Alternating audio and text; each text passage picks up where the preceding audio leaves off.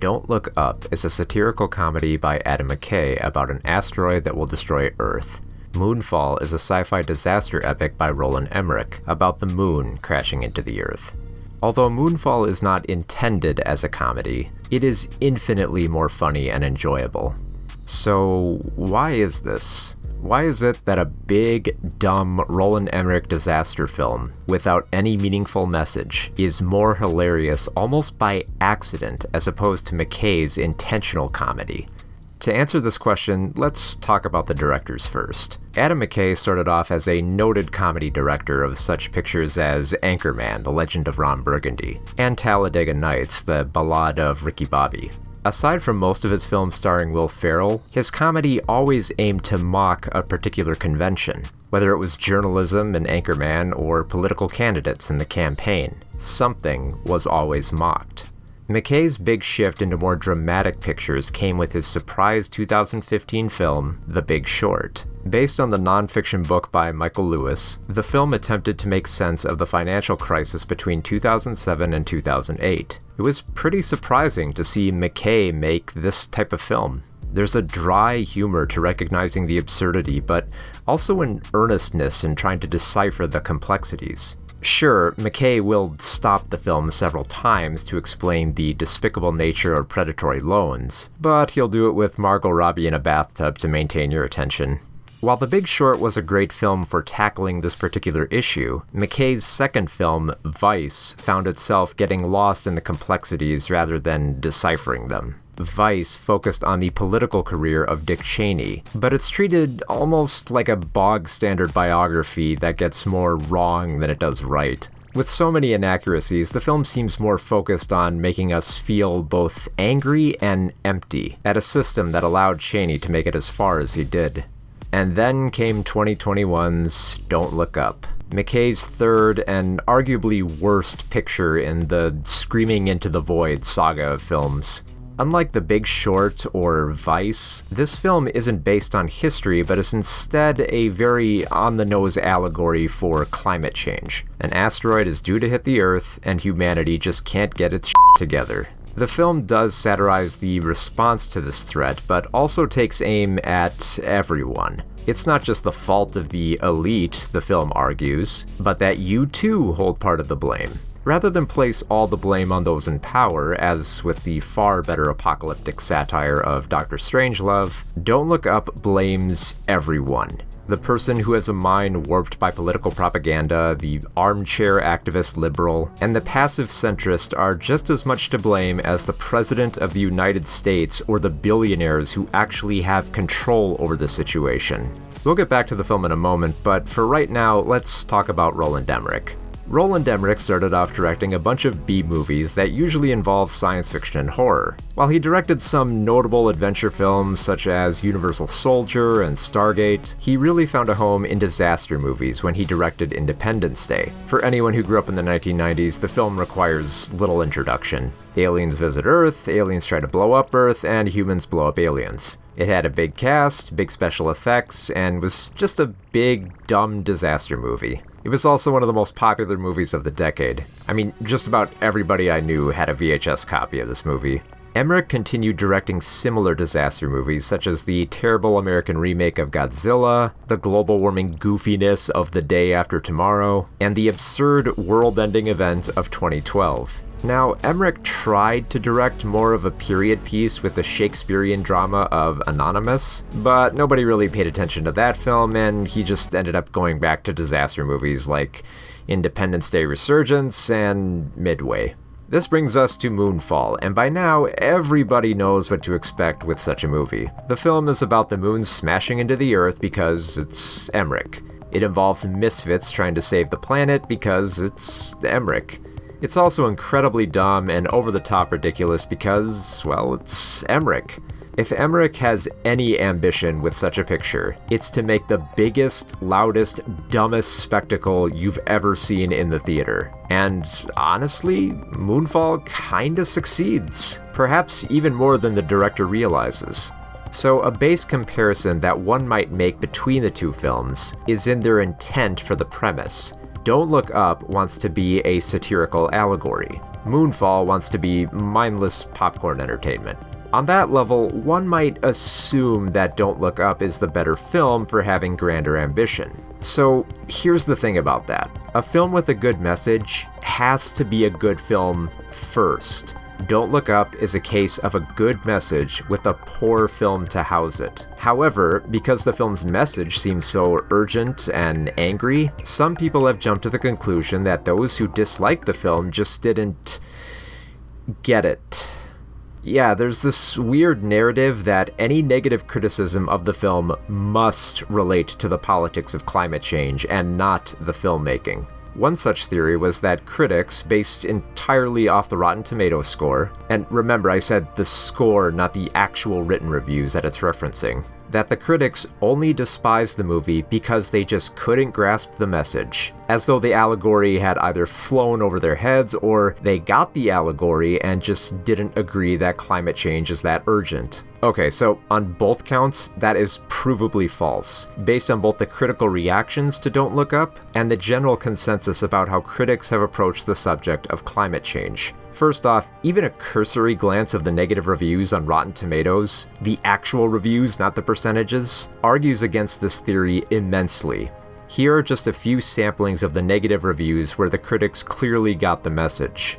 McKay has little trust in his audience or his characters. The film bellows its arguments at us. The world is terrible, and we are doomed if we do not change. Few would dispute this, but a good argument isn't good enough to make a good movie.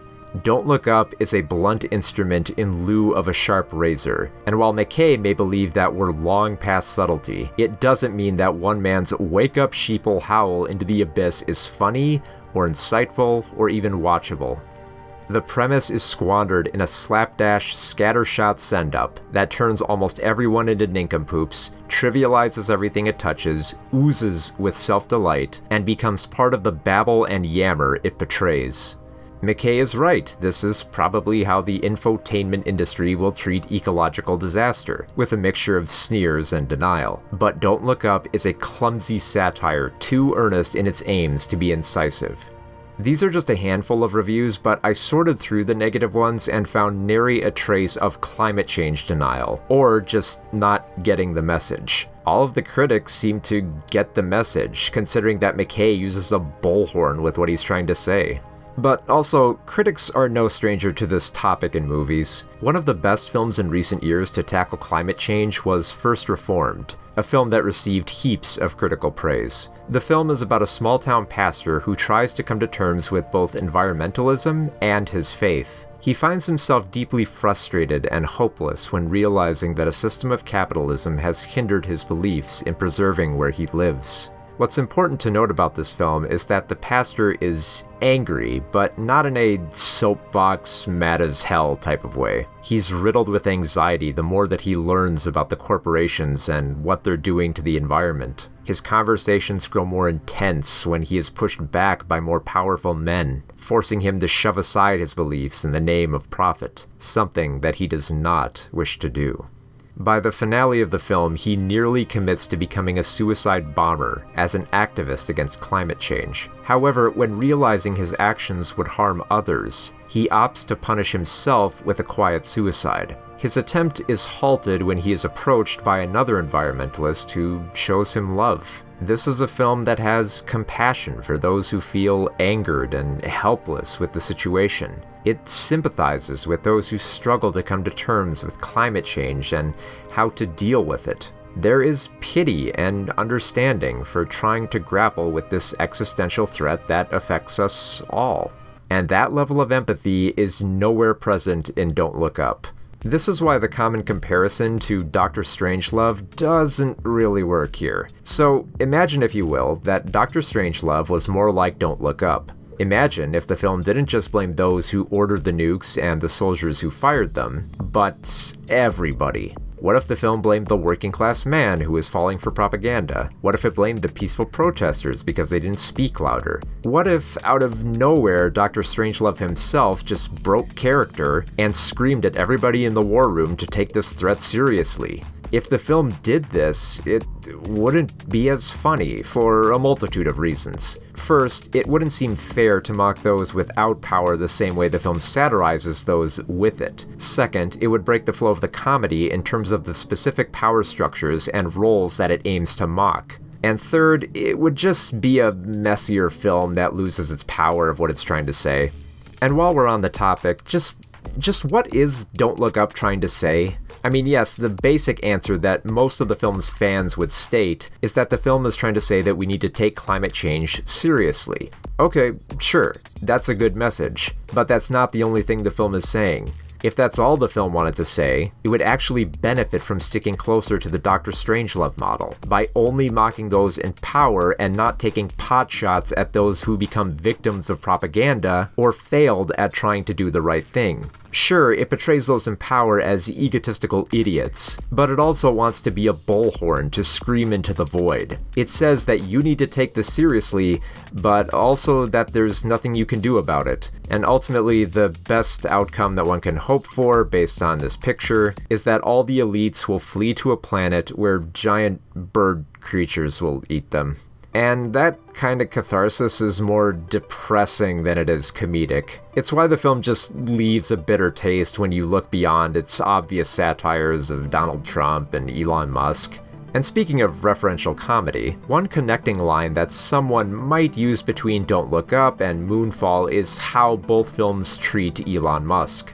Don't Look Up's billionaire villain is satirizing Elon Musk, but in Moonfall, Elon Musk and even SpaceX is praised by our protagonist. So why did I like the movie where Musk is praised rather than condemned? I must really like Elon Musk if I favor Moonfall over Don't Look Up, right? Okay, first off, nobody liked the scenes in Moonfall that praised Elon Musk. Musk is only mentioned twice in the picture, and in both cases, they had some of the largest groans I'd ever heard in a movie theater. That was honestly the worst part of the movie for me, and I'd imagine for just about everyone else in the theater. I'm sure the Musk joke was intended to make the audience chuckle for knowing the reference, but more people found it cringe-inducing for only acknowledging Elon as the rich space dude, and nothing more. And yet, there's some pleasure I take in this moment of cringe. It reaffirms that not everything in Emmerich's film is intentional. His film makes an Elon Musk reference, and the audience groans. His film features explosive scenes, and there's more laughter than nail-biting. And that's the type of so bad it's good type of comedy you just don't see that often. When I think of movies akin to Moonfall, I'm reminded of films like San Andreas and Dante's Peak. Disaster movies that are big and loud, but make you laugh at their grand staging and even some of its ridiculous writing. But when I think of Don't Look Up, I'm not reminded of Dr. Strangelove, as so many people seem to relate. No, the one film that comes to my mind more than any other in comparison to Don't Look Up is the 1982 satirical thriller Wrong is Right. The film is set in the near future of 1992, where World War III is on the horizon. Patrick Hale, played by Sean Connery, is a shameless news reporter who will go for the most provocative stories, whether it's a murder fantasy service or a war-torn part of the globe. Anything will do for ratings as long as it's provocative. He takes center stage in a messy film about political assassinations, the Middle East, nuclear warfare, and Reagan-era hysteria. All of its satire is rather blunt and lacks in anything more insightful than a broad sense of dark commentary. I mean, just listen to this dialogue from Leslie Nielsen playing a bare-bones mockery of right-wing reactionaries. I am sick and tired of the gays and lesbians, the bar-hopping harlots, yapping about their unconstitutional, ungodly rights. It's time for the true Christians to come out of the closet! The film itself holds little faithfulness to the book it's based on, The Better Angels. In the book, Patrick was only a minor player, but he becomes the central focus here, probably because he seemed more funny for the media satire. The problem is that he's fighting for screen time in a film with too many characters, too many plot lines, and too many messy ideas. It's also not all that funny, and the satire misses the mark many, many times. But hold on, plot twist. Part of the film involves the CIA trying to blow up the Twin Towers and blame it on terrorists. And this film came out in 1982, 19 years before the World Trade Center towers were attacked on September 11th, 2001. So maybe the film wasn't all that absurd and was actually rather prophetic. Yeah, okay, sure, it may have foreseen such a disaster, but it still doesn't change the fact that the film itself is not very good. Its many aggrandizing moments of self-satisfied satire still ring hollow, and feel less like satirical jabs and more like messy commentary that stumbles around trying to find a point. Saying wrong is right is a bad movie is not the blanket statement of saying that it was wrong about the Twin Towers being blown up. The same goes for Don't Look Up. If Earth did face an apocalyptic threat such as this, or if similar events spilled over into climate change, it wouldn't be too surprising if the film's narrative matched our own society. However, there's not much comfort in a film such as this being prophetic because, again, its message is that we're all going to die, we're all to blame, and we all probably deserve it. So, yeah. Don't Look Up is more cynical than it is comical, to the point where something as over-the-top and baffling as Moonfall felt like the ultimate palate cleanser. So the point I'm trying to make here isn't that you should feel guilty if you enjoy Don't Look Up. Because I mean, on a surface level, I could understand liking its basic message and satire. The more important point I want to stress is that if you're in the camp of people who liked this movie, please realize that those who disliked the film most likely did not come to this conclusion because they either disagreed with the politics or just didn't get it. Because in order to believe that everyone who disliked this movie is just a real dum-dum who can't appreciate good satire, is to play into the very divisiveness that the film aimed to mock. And perhaps that says more about the effectiveness of the film than it does about the audience. And by that same token, I can understand if someone who loved Don't Look Up disliked Moonfall. After all, it's a mindless and excessive disaster movie that is little more than spectacle. The acting is terrible and the sci-fi twists are ridiculous. And honestly, that's the reason why I think it's such a fun movie, because it's so absurd. Your mileage may vary on these movies, but in my eyes, Don't Look Up and Moonfall are both films that failed in one way or another to deliver on their intent. It's just that Moonfall had the funnier crash landing. Independence Day. We've got company, and they're getting ugly. Massive, nasty aliens. Bursting skulls reveal their secret power. Now they plan to pound Earth's heroes with awesome tentacle attack. Time for the big payback. Levinson jams the radar, and Whitmore delivers the final blow. ID4, get off our planet.